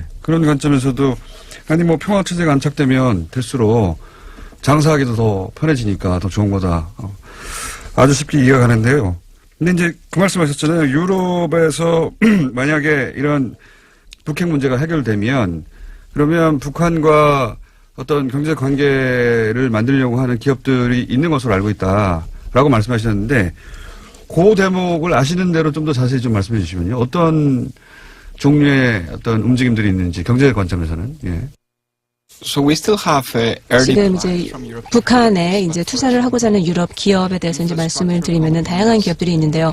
유럽 기업들 중에서 이 북한에 투자를 하고자 하는 기업들을 보면은 먼저 투자 기회를 엿보고 있는 기업들은 인프라 관련 기업, 에너지 관련 기업, 또 광업 관련 기업입니다. 또 어떤 기업들을 직접 북한에 가서 이제 보고서 과연 북한에서 어떤 투자를 하면 좋을지 이런 전망을 점쳐보는 기업들도 있고요. 또 그 외 다른 기업들은 이 아웃소싱을 생각을 하고 있습니다. 그래서 중국이나 베트남에서 이런 제조를 하는 기업들이 이 만약에 북한 시장이 개방이 된다면은 마치 중국이나 베트남처럼 이제 어떤 공장을 지을 수 있는 그런 그 제조 기지로 이제 만들 수도 있는 거죠. 그래서 이렇게 내가 북한에서 생산을 해서 유럽까지 또 이제 운반을 해서 그 판매를 하게 되는 그런 큰 그림을 보고 있는 기업들도 있습니다. 또 다른 분야가 관광 부분인데 이 유럽에서는 관광이 이제 굉장히 큰 어떤 산업입니다. 지금은 특히 젊은 사람들이 이 아시아 쪽으로 관광 오는 걸 굉장히 좋아하기 때문에 이 어떤 새로운 관광 시장도 이제 북한에서 바라보고 있는 기업들도 있고요. 또 그 외에 좀 더 작은 기업들 입장에서는 이제 대기업만큼 재원이 없다 보니까 아무래도 좀 더 큰 리스크를 이제 감수해야 할 수밖에 없습니다. 그래서 이런 기업들은 내가 이 제품을 팔 때 북한을 어떤 프론티어 마켓으로 이제 생각을 하는 겁니다. 그래서 지금 현재 뭐 동남아라든지 또는 남쪽 아시아 지역 또는 사하라 이남 지역 이런 시장들이 하는 역할을 또 나중에는 북한이 하게 될 수도 있을 거라고 보고 있습니다. 아, 그렇군요. 이런 얘기, 그러니까 유럽 관점에서의 북한 이야기를 들을 기회가 굉장히 드문데 교수님 얘기를 듣다 보니까 굉장히 이해도 쉽게 되고 앞으로 한국 오시면 항상 뉴스공장에 나와주시길 바라고요. 네, 제가 이제 올해만 벌써 한국에 4번째로 방문을 하고 있고요. 또 여름에는 한 4주, 5주 좀 길게 장기간에 한국으로 이제 오는 경우도 있기 때문에 반드시 다시 돌아오겠습니다. 참고로 이 방송이 그 대한민국 1등 방송이에요. 그거 아셔야 돼요. I know the program. 다 잘 알고 있습니다. 아, 이 프로그램 원래 아셨어요? Yes, because 제가 of my 한국 Korean. 친구들이 있다 보니까 이제 출근하면서 이 프로그램을 듣는 친구들이 있어서 이미 프로그램을 알고 있었고 한국 전문가 맞네요. 예전부터 알고 있었습니다. 알겠습니다. 한국 전문가 맞는 게 인증됐고요. 여기서 몇 가지 질문만 더 드릴게요. 교수님이 보시기에 북한의 김정은 위원장에게 확실한 비핵화의 의지가 있는가, 있다고 보시는지, 예. 그 점에 대한 견해가 궁금합니다. I think he's 네, serious. 저는 비핵화 의지가 있다고 봅니다. 그렇다고 뭐 리비아의 가다피가 어떻게 됐는지를 보면 알 수 있겠고 또 우크라이나도 크림반도 공격 이런 것들을 보면은 당장 북한이 비핵화를 하지는 않을 거지만 결국엔 할 거다라고 보고 있습니다. 또 남북 간의 화해 모드도 더 이렇게 고조되게 되면은 아마도 북한이 이제 스스로 더 이상 이 핵 무기를 쓸 필요가 없으니까 이제 불필요해서 그냥 포기하지 않을까라고 생각을 또 하고 있습니다. 그래서 제가 볼 때는 어떤 국제적인 정세라든지 또 다른 국가들과의 외교 관계가 달라지면서 더 이상 핵 무기라든지 핵 프로그램이 북한 입장에서 필요하지 않을 그럴 상황이 오게 될 거라고 보기 때문에 그때가 되면은 자연스럽게 포기할 거라 보고 있습니다. 이렇게 외교 관계가 잘 복원되고 또 평화 조약이 맺어지고 또 남북 관계도 개선이 된다면은 이 체제 보장이라든지 안전 보장이 확실하다 그렇게 느낀다면은 북한 입장에서는 아마도 더 이상 핵무기가 필요하진 않을 거라고 보고 있고요. 지금 북한 주민들은 남한이 어떻게 사는지 또 경제적으로 얼마나 부유한지도 다 알고 있고 외부 세계에 대해서도 이제 더 많이 알고 있습니다. 그래서 북한에서도 지금 중산층이 많이 이제 두터워지고 있는 그런 상황이기 때문에 무조건 지금은 90년대처럼 살아남기 위한 그런 생존 경쟁이 아니라 기대치도 높아지고 있고 또는 외부 세계에 대해서도 더 많이 이 북한 주민들이 알다 보니까 이런 것들로부터 오히려 이 체제에 대한 위협이 올 수 있기 때문에 제가 볼 때는 이제 시간이 지나면은 필요하지 않아서 이렇게 할 거다라고 생각합니다. 그러니까 의지는 있는 것 같고 당장은 몰라도 미국과의 관계 개선 속도에 따라서 핵을 가진 게 무슨 소용이 있겠냐, 그렇게 자연스럽게 포기하게 될 것이다, 이 정도로 이해되는데 이제 핵심은 사실은 나머지 속도는 미국과의 관계에서 결정되니까 속도에 대해서는 사실 누구도 장담할 수는 없는데 제가 이제 궁금했던 것은 김정은 위원장의 비핵화 의지는 있는 것으로 보인다. 그리고 나머지는 아마 미국과의 관계에서 속도는 결정될 것이다. 이 정도로 이해하면 되겠습니까? I think so. 네, Yes. 그렇게 이해하시면 될 것 같습니다. 알겠습니다. 교황의 북한 방문이 있을 수도 있습니다.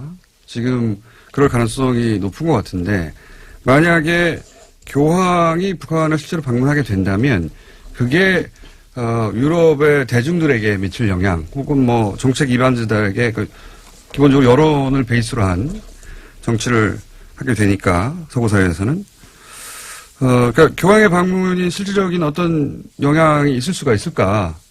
그 점이 궁금합니다. 유럽 사람의 입장의 관점에서. Absolutely. 네, 제가 볼 때는 당연히 그런 영향이 있을 거라고 봅니다. 1차 남북 정상회담이 있었을 때도 그렇고 또 문재인 대통령이 북한에서 15만 명의 북한 주민 앞에서 스피치를 했을 때도 그렇고 또 김정은 위원장과 트럼프 대통령이 정상회담을 했을 때도 그렇고 이 모든 이런 정상회담은 이 유럽 사람들의 인식을 바꾸는 데 큰 영향을 미쳤습니다. 그래서 만약에 김정은 위원장이 뭐 서울로 온다, 서울을 방문하게 된다, 그럼 또 이게 뉴스에 나겠죠. 그렇게 되면 유럽 사람들은 그 뉴스를 보면서 남북 관계가 정말 빠르게 진전되고 있구나, 뭔가 바뀌고 있구나라고 느낄 겁니다. 그래서 지금 말씀하신 그런 상징적인 제스처, 저희가 상징 제스처라고 말을 하는데요. 이런 모든 것들이 유럽 사람들에게 당연히 영향을 미칠 거라고 보고 있고요. 예를 들어서 문재인 대통령이 유럽에 왔을 때도 이제 유럽 사람들이 문재인 대통령이 유럽에 왔다, 뭐 이런 얘기를 막 하는 걸 제가 들었는데 반대로 일본의 아베 총리가 이제 유럽에 왔을 때는 아무도 관심을 갖지도 않고 얘기도 안 했었거든요. 그런데 문재인 대통령은 그래도 좀 상대적으로 더 많은 관심을 받고 또 사람들의 어떤 그런 이슈 거리가 되는 것 같습니다. 또 아베 대통령이 스페인에 왔을 때도 그 동시에 또 어떤 한국과 관련된 어떤 행사가 있으면 그 한국 행사에 대해서 얘기는 하지만 아베 총리에 대해서는 또 얘기를 하지 않는 걸 보면은 결국은 유럽 사람들의 관심을 끌고 있기 때문에 또 심적인 그런 영향도 있을 거라고 저는 봅니다. 그러니까 교황의 방문은 상징적으로 역할을 할 것이 분명하고 긍정적인 역할, 그리고 또 김정은 위원장의 한국 답방 역시 마찬가지로 이게 잘 풀려가고 있구나, 뉴스도 되고 그럴 것이다. 예, 유럽인의 관점에서 이 사안을 보는 경우가 굉장히 국내에서 드물기 때문에 그 점을 확인해보고 싶었고, 예. 한 가지 더 여쭤보자면 아베 총리에 대한 관심이 왜 없는 거죠? I think what happened is that 네, 우선 문재인 대통령이 지금 한 6일, 7일간 유럽 순방을 하셨을 때, 뭐, 프랑스도 가고, 이태리도 가고, 브루셀도 갔고, 덴마크, 또 교황도 만나고 정말 다양한 일을 하셨는데, 이 모든 거에 대해서 유럽 사람들이 굉장히 많은 관심을 보였습니다. 90년대에서 2000년대 초반만 해도 사실 대한민국보다는 일본 문화가 좀 더 인기가 많았던 게 사실이었죠. 그런데 지금은 오히려 이게 바뀌어서 좀 더 젊은 사람들과 많은 사람들이 한국 문화에 더 많은 관심을 갖다 보니까 자연스럽게 한국과 관련된 이런 이슈에도 더 많은 관심을 갖는 것 같고 또 남북의 화해 모드도 자꾸 뉴스가 되다 보니까 이제 한국이 좀 더 그런 어떤 관심을 더 많이 받고 있는 것 같습니다.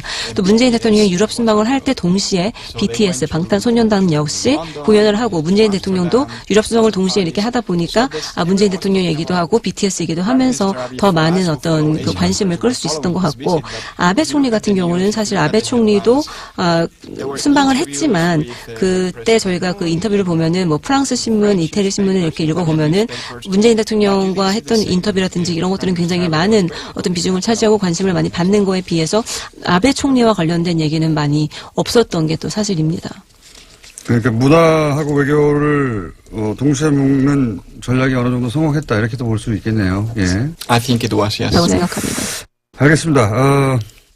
오늘은 여기까지 하겠고요. 제가 인터뷰를 하다 보니까 전문가들은 굉장히 어렵게 얘기하는 경우가 많아요. 근데 교수님은 굉장히 모든 사안을 쉽게 설명해 주시고 저희 유럽 특파원은 아주 좋다. 그래서 이런 관련 그 대북 문제뿐만 아니라 유럽 이슈가 있을 때마다 저희하고 인터뷰를 좀 해주셔야 되겠다. 네. 어떠십니까? Absolutely, yes. 네, 당연히 유럽 특파원 하겠습니다. 저희가 이제 그 영국 브렉시트가 있지 않습니까? 네네. 근데 영국에서도 교수님을 하셨더라고요. 교수를 하셨더라고요. 그래서 브렉시트를 유럽 사람들은 어떻게 바라보는가 하는 문제에 대해서 얘기를 나누고 싶은데 오늘은 시간이 다 됐고 유럽 돌아가시면 브렉시트 얘기 좀 하죠, 저희하고. It is in the UK. 네, 이제 아무래도 제가 영국에서 대학 교수로 이제 있다 보니까 저희 학생들 같은 경우도 대부분은 이 EU를 떠나기를 원치 않고, 그러니까 영국이 EU를 해서 탈퇴하기를 원치 않고, 제 대부분의 런던에 사는 친구들도 영국이 EU에서 탈퇴하는 걸 원치 않고, 아무도 브렉시트를 사실 찬성하는 사람들이 없는 게 사실입니다. 그러다 보니까 사실 한국에서 북한 문제가 이제 이 의견을 가르는 것보다도 이 브렉시트 문제가 지금 현재 영국에서 정말 민감한 이슈로 사람들의 어떤 그 의견이 아주 갈라지는 또 그런 민감한 이슈인 것은 확실합니다. 그래서 곤란하다고 하신 것 같은데. I prefer to talk about Korea. 네, 오히려 한국 얘기를 하는 게 더 좋습니다, 저는. 근데 뭐 그건 제가 알 바 아니고요. 자, 그러면 돌아가신 다음에 저희가 브렉시트 얘기를 위해서 전화 연결하겠습니다. No problem. 네, 그렇게 하죠. 자, 오늘 여기까지 하겠습니다. 오늘 말씀 감사합니다. Thanks to you. 네, 초대해 주셔서 감사합니다. 네, 지금까지 유럽대 유일한 한국학 석좌 교수 라몬 파체코 파르도 교수님이었습니다. 그리고 동시 통역에는 김혜미 통역사였습니다.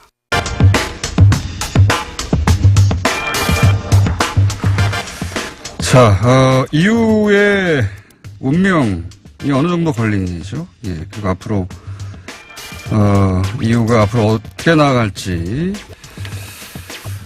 변곡점이 될 수 있는 사건입니다. 영국의 브렉시트 짚어보겠습니다. 지금 런던에 가 계신 김흥종 대경제정책연구원, 이렇게 이름이 길까요? 예. 선임연구위원 연결해 보겠습니다. 안녕하십니까? 네, 안녕하세요. 영국이 아니라 지금 방금 제가 문자를 봤는데, 이제는 로마로 이동하셨군요. 네, 주말에 이제 로마로 왔습니다. 그렇군요.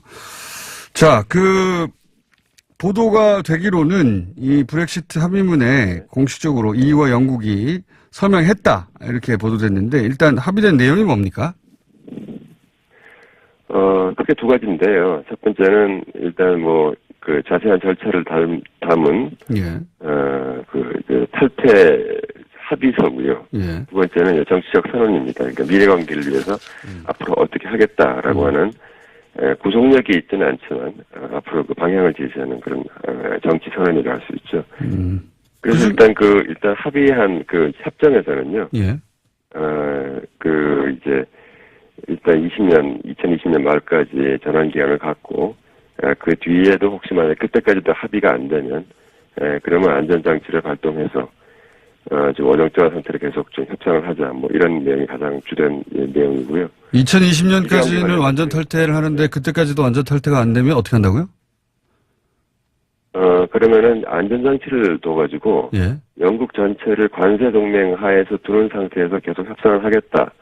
라고 하는 대단히 좀 이렇게 좀 계속 좀 어정쩡한 그런 상태로 계속 갈 수 있도록 일단 그렇게 합의를 해놨습니다. 그렇군요. 그러니까 지금 네. 탈퇴를 전제로 하긴 했지만 가능하면 이후에 남아라 하는 마음이 담긴 거네요.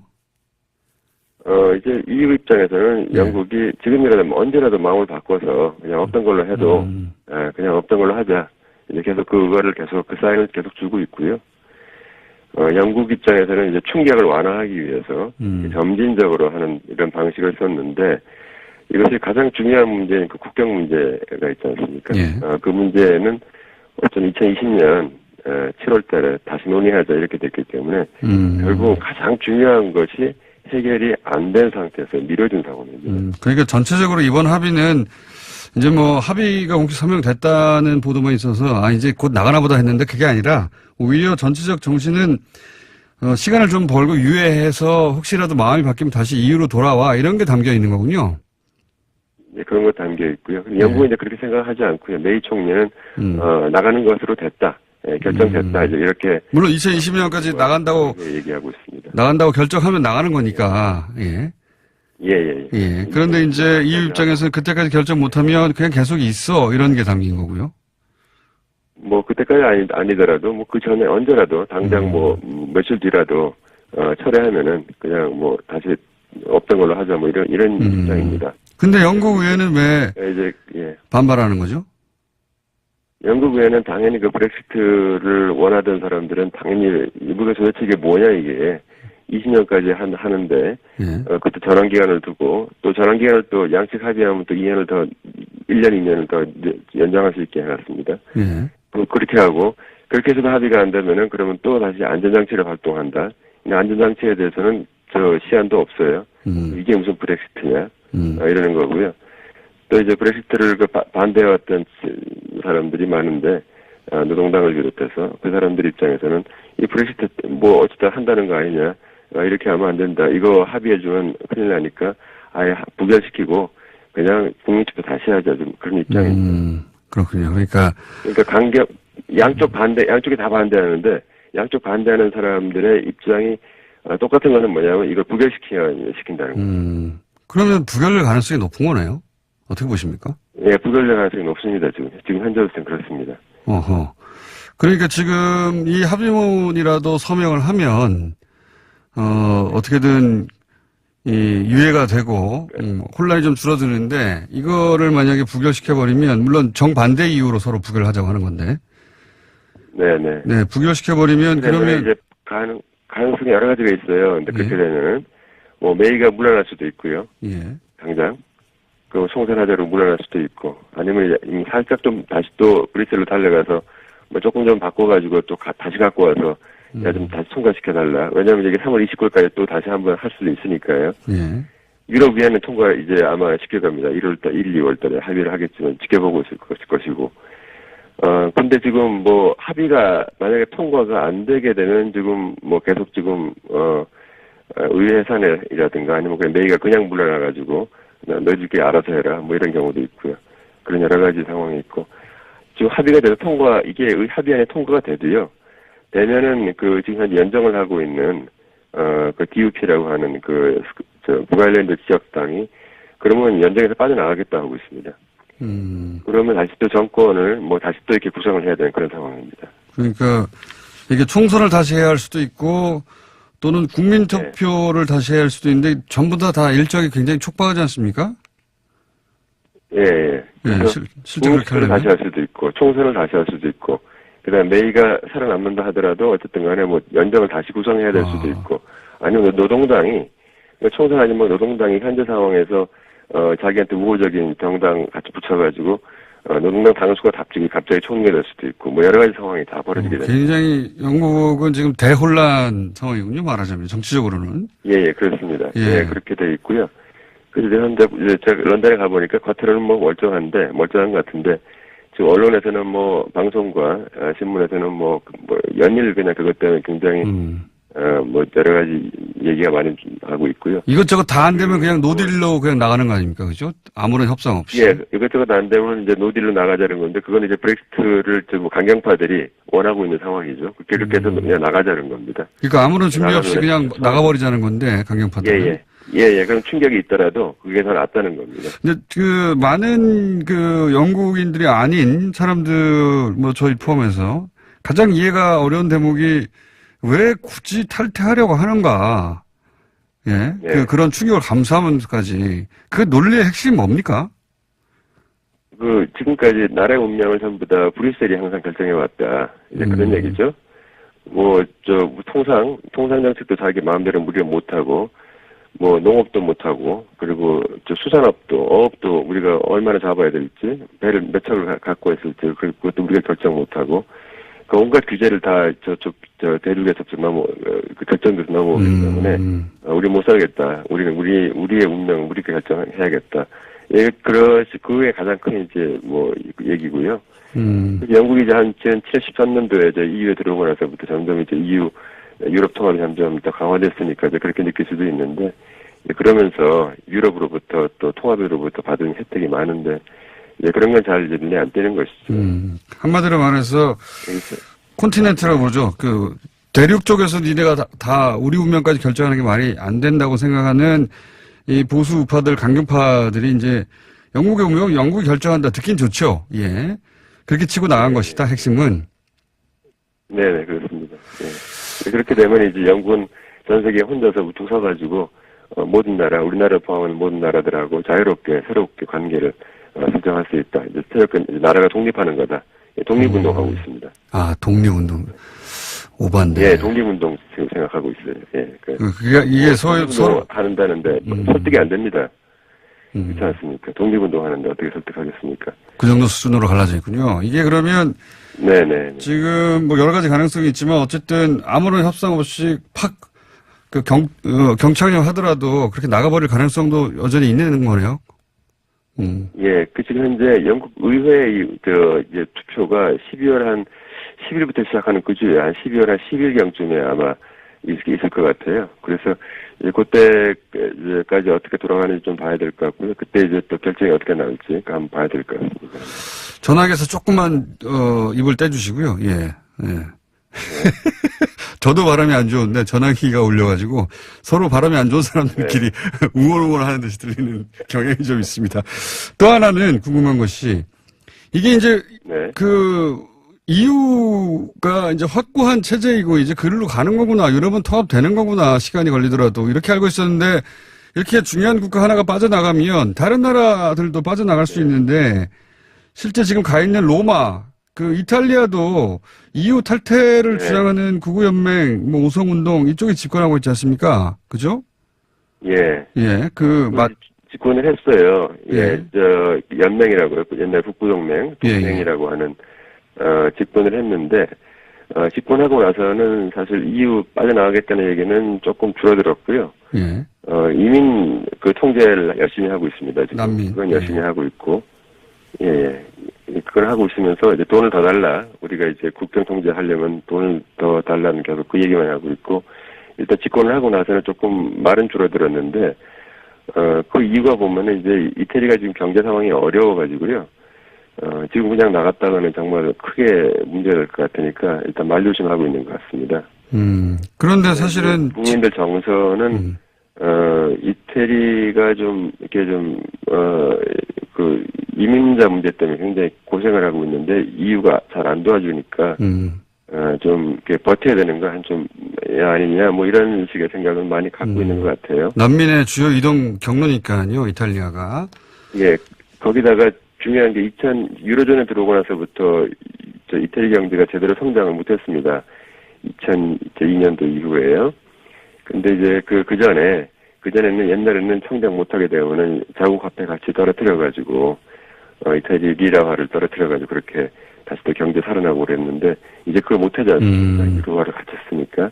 그거 안 되니까, 결국은 구조개혁해라, 정부 지출을 줄여라, 이런 식의, 간섭밖에 받는 게 없으니까, 아, 이게 지금 정말 힘든 거구나. 이제 이렇게 돼서, 그럼 나가는 게, 나갔다 다시 들어오면 더 좋을 것 같다. 뭐 이런 생각하지만, 나가면 못 들어와야지. 이렇게 또 얘기를 하고 있는 것이고요. 예, 저 진퇴양난입니다. 네. 이탈리아가 그러니까 영국에 이어서 EU를 탈퇴할 가능성이 지금 높은 건 아니군요. 원래 그걸 주장하던. 그걸 그렇게 높은 건 아닌데, 이태리가 이렇게 보면은, 나가고 싶은데 이제 나갈 능력이 안 돼서 못 나간다. 영국보다는 조금 더 좀 불쌍한 상황입니다. 네, 그렇게 보시면 될 것 같아요. 네. 나가고 싶은데 못 나가는 거죠. 네. 박사님이 그렇게 잔인하게 드라이하게 말씀하시기 나가고 싶은데 형편이 안 돼서 못 나가는 불쌍한 상황이다. 나가고 싶은 사람들이 많아요. 여기도 나가고 싶은 사람이 많은데, 근데 국경 통제를 하고 싶은데 사실은 이태리는 국경 통제하는 게 훨씬 어려워요. 이게 반도기 때문에요. 그 바다를 어떻게 다 막을 수 있겠습니까? 그렇군요. 원래 통제가 어렵습니다. 근데 실제 영국이 탈퇴하고 나서 상황을 보고 이탈리아도 그런 탈퇴 위험성이 있는 위험군 국가로 분류될 수 있을 것 같습니다. 워낙 내무장관이죠. 부총리 하는 마테오 살비니 또 굉장히 극우적인 인물 아닙니까? 예. 예, 그렇습니다. 예, 거기가 이제 동맹의 당수이기도 하고요. 그런데, 굉장히 아주 화제적 인물이고 문제적 인물입니다.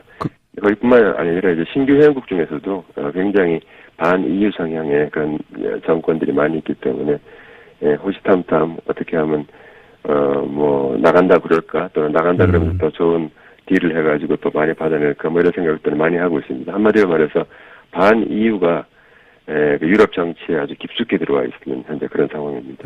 그래서 마크롱도 브렉시트는 유럽이 부서지기 쉬운 걸 보여주는 거다. 당연한 게 아니라는 걸 보여주는 거다. 교훈으로 삼아야 된다. 네네. 이런 얘기를 하고 있고. 그러면서 잘 가꾸어서 나가자. 이런 걸 잘 보호해서 나가자. 마크롱은 이제 이 와중에서는 또 유럽 통합에서 리더십을 자기가 보이려고 좀 그렇게 하고 있는 거고요. 알겠습니다. 오늘 여기까지 해야 될 것 같고요. 돌아오시면 또 모시겠습니다. 감사합니다. 네, 안녕히 계십시오. 김응종 선임 연구위원이었습니다. 내일 뵙겠습니다. 안녕!